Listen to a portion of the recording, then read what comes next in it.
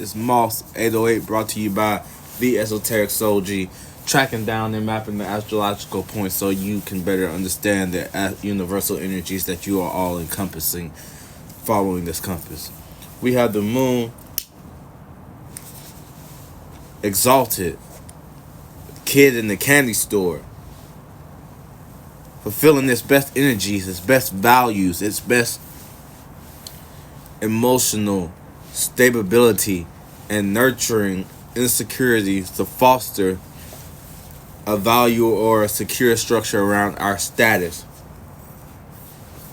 and our reputation, making it be consistent, making it be direct by how we see ourselves, you know what I'm saying, in others, relating, values, what others give value to, or how much attention we share on something. So this is the moon and the sun trining in the earthly natures and the corresponding modalities, you know what I'm saying, fixed emotion on security and nurturing and fostering security.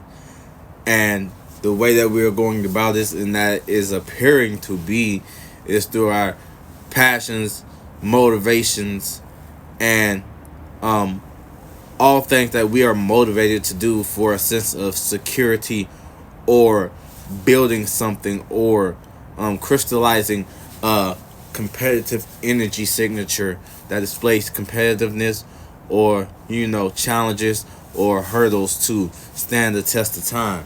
And so with the fixed earth being exalted and the cardinal earth being exalted, both of these energies can get into competitive mode, but in practical areas of our lives where you are going super hard at being secure, with your emotions, so that the sun has an easier job in Capricorn, but the Mars doesn't require an easier job. It's already cardinal, so it's acting as that big brother in its superior positioning.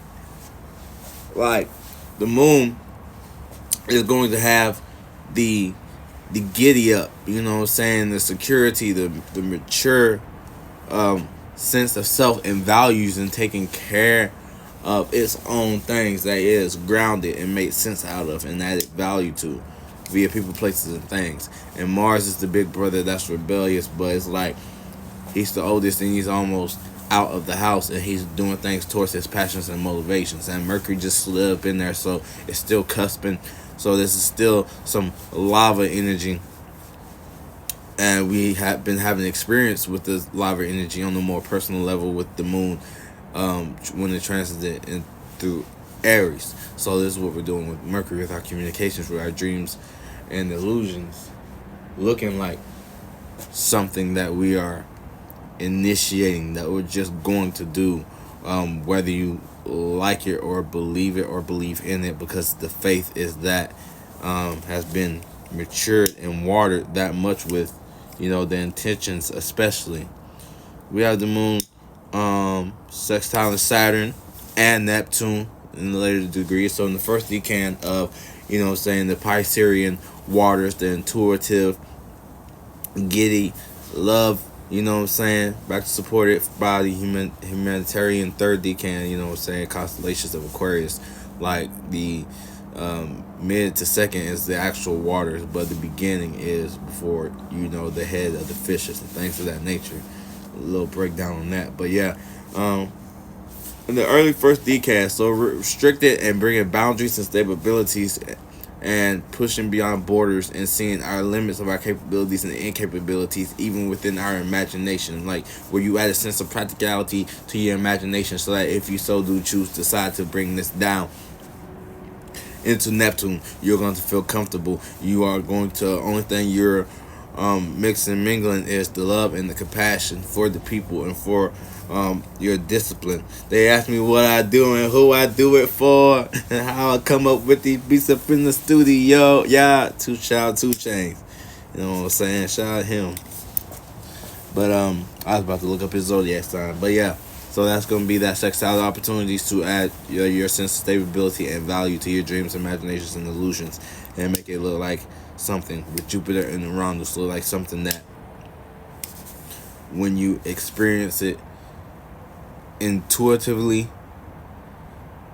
to the time of it being a Jupiter doesn't seem so slow. So that's what the moon being that exalted there is adding that extra, receptive, mothering energy to the knowledge that you receive, like giving you that sense of encouragement that you can keep going. Be diligent, be patient, be open to others. You know what I'm saying? Like, you're fixed on yourself, but there are values outside of your values. You are a part of an equation where you're someone's value, and they might not be a Taurus, so they might not just be looking to see if you're stable or not to interact like you are currently doing. So it's like the moon is driving those emotions in also like a fixed earthly nature, so watering that ground and making them more firm, but having nutrients to push through. And then you have the moon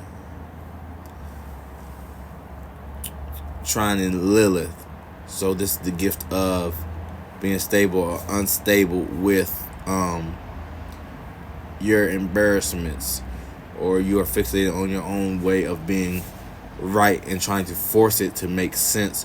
And when you're forcing it to make sense, you're looking internally. So you're instead of just looking and admiring what you already have and valuing the Taurus energy, you're going to look at what you have as something that you need to audit or check up on or consistently look at, and go deep and get lost into that shit, too far into that shit, and then you can't return. So it's the gift of knowing that that's actually what you are doing. If you check into your emotions like you're supposed to, not let your emotions go too far and burn out to where it's predominantly just, the well is just dry now, and you keep drawing the bucket down there. And we have Taurus right next door, neighboring Chiron, and Aries in the North Node. So the North Node is already uncomfortable. Your wounds are already uncomfortable for you to be vulnerable, especially Aries. Aries just wants to be vulnerable in private, or just like in his passions and motivations by going something that I wouldn't normally go for, or it look like something that is competing where it doesn't compare, like as far as already having the gifts and talents. Like, you don't need to go over and try shit on these people. So it's right next door to it, so it's give and take and borrow some energies, not too much at that time though.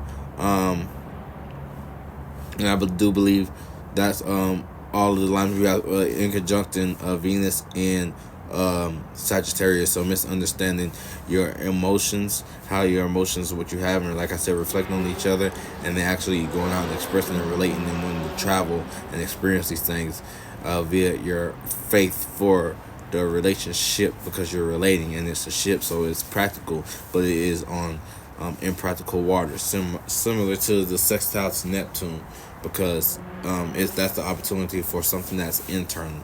This is a misunderstanding of something that's external, of how you're actually going about. And really, it just all comes down to learning to open up your mouth and talk, instead of trying to be slow and wait for your words to make sense.